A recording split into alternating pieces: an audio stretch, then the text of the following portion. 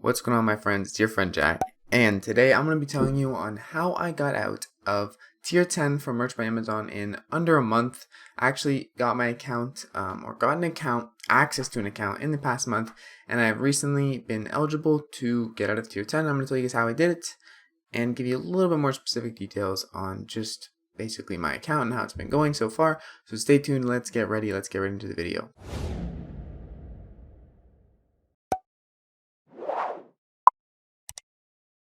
So first things first, some people might know on this channel that many months back, I believe back in November of 2020, my original Merch by Amazon account was terminated. That account is still terminated, and this account I'm using is actually an account that is not technically under my name, but it is mine. But it is not under my name, not under my social insurance number. So I'm not going to be able to share too much information like royalties or exact sales, or which days the sales were on, because I don't want to get into any trouble with that side of things. I think Merch by Amazon is a huge opportunity, and I don't think it's worth missing out on, just to share a little bit of the finite details. So you guys are just going to have to trust me here on what I say, but if you don't want to, that's fine too. I'm not going to say anything too mind-boggling, so it probably shouldn't be that hard to trust. But here's the thing. I've been doing print on demand for around, 7-8 months now, I believe, and it has been a journey for sure. A lot of things I have learned along the way, and honestly, I've made a lot of videos along the way too.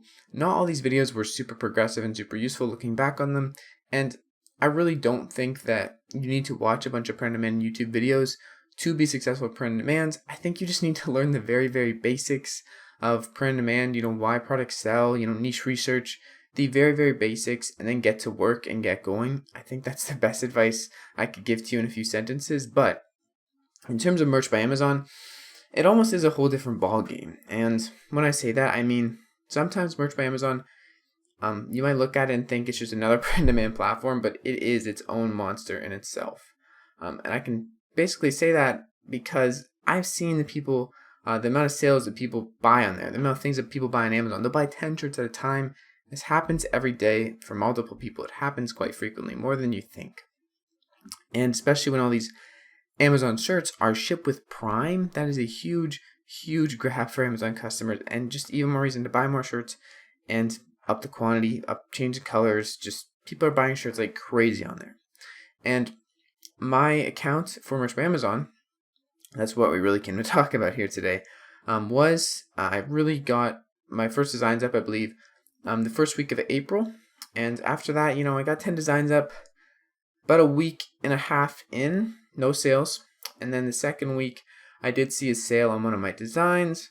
The sale kind of sat there, made one sale, but the last week, I had made actually, 5 times the amount of sales. I made like 6, 7, 8 sales, in that ballpark range in the last week or so.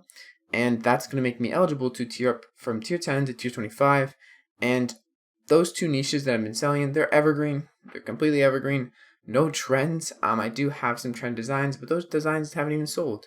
So evergreen designs, if you can get a sale in an evergreen design, it's really good when you're in the low tiers, because often one sale converts to a second sale a few days later and a third sale the next few days. Because it's an evergreen design also, it's going to be able to make sales for your account, tier them up out of the low tiers. It's a lot quicker. So if you can find those lower competition niches when you're in the low tiers of Merch by Amazon, you don't want to target trends because you want to keep, designs that are always going to be somewhat relevant on your account. Find the lower competition niche and keyword pair, right? Both of them. And then put it on Amazon and make a design that's better than the competition, honestly. And then also you can price your shirt lower for the first sale just to get your design out there. I wouldn't say you really have to price your shirt at $13.07 100% of the time. I personally have been pricing my shirts at $13.07 just because the sole purpose right now of my account is to get out of the low tiers and up my upload slots, and then I'll up the price. I know I get $0 per sale, but also keep in mind that this is a game, right? Merch by Amazon's a big game. It's a tier system game.